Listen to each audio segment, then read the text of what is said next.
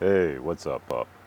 So here I am, again, drinking coffee, outside, no one around me, doing the normal social distancing during all this. So, responsibility, very important. Anyway, so of the things that we've talked about and whatnot offline, the topic of chicken egonomics is coming in there, aka money and finance stuff.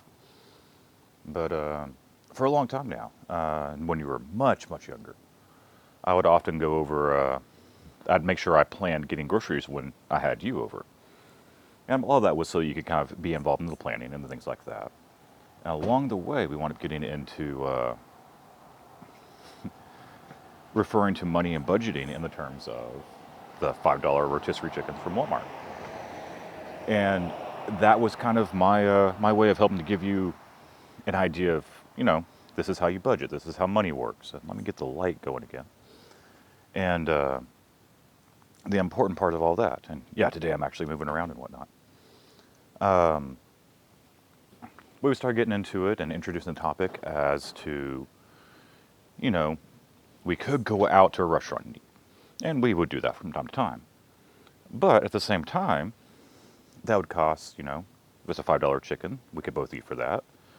And then, we get some sides and whatnot. Then we do the rest of the usual grocery shopping. But we could eat for the evening on, the cost of about 2 chickens. So a couple of sides from the deli would be, about $2.50 each. And so that's about half a chicken. So get two of those, that's a full chicken plus the actual chicken. So we could eat for, the two of us could eat for, you know, 2 chickens. Or we go out to a restaurant, you get something to eat, that's gonna cost 2 chickens just for you, plus a drink. Me is probably gonna be 2 to 3 chickens plus a drink. Each drink's half a chicken, so that's, another chicken there. So that's 6 chickens plus tip in there because, people are doing that and they deserve to get rewarded for their efforts. So that's probably going to be about another chicken. So all in, we're 7 chickens to eat one time. Or we could do 2 chickens, and then we could go over the rest of the grocery stuff. So that was kind of my way of introducing the topic of when it comes to money and all of that stuff. It's not about. Sorry, and I'm in a parking lot, so hopefully that engine isn't being too loud. Let's walk over this way for just a second. So that's my way. That was my way of introducing, that money isn't about the paper. It's about the resources involved. It's about the chickens. It's what you get out of it, and it's about how you're exchanging that type of stuff.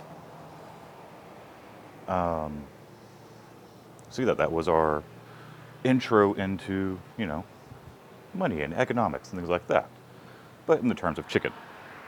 And so chicken egonomics. And at this point here, quite a bit older than that. But that's a great way to look at it. When I was first starting my career off, I was working, IT help desk at a corporate office up in Chicago. And apparently, I wound up getting along well with a chief marketing officer. And this was so long ago, I don't even remember the guy's name. Oh, there's that red flashing sign from previous videos. But he wound up having a master's in economics. And he and I were talking at one point, and this lesson stuck with me. What he said was he didn't learn anything about money from that class. What he learned, or from that degree, what he learned was how to think about money. It taught him to think differently with it. And that stayed with me, for a decade and a half. Because that's really what it is. It's not about the paper in this case. It's about the chickens. And we'll probably do some follow-up videos on this one. I know you and I have talked about, you've been learning about, interest rates and things like that, and the institutional lending side of the house, which is a fantastic skill to learn. Let me get my thumb out of the way and get you back there. There we go.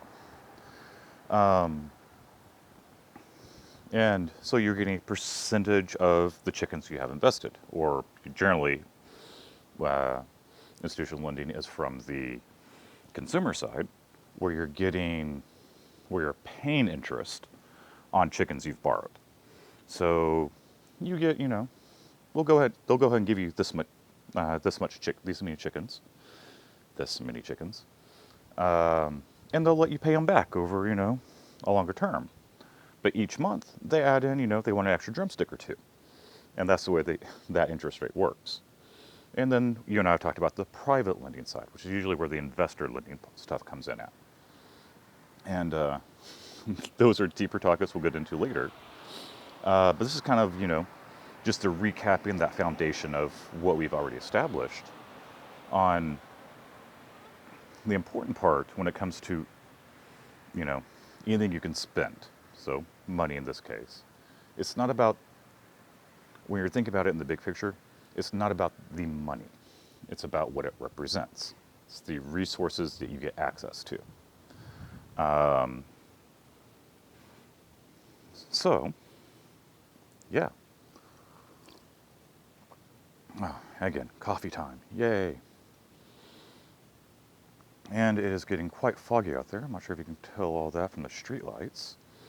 But yeah, it's kind of foggy and misty out at this point.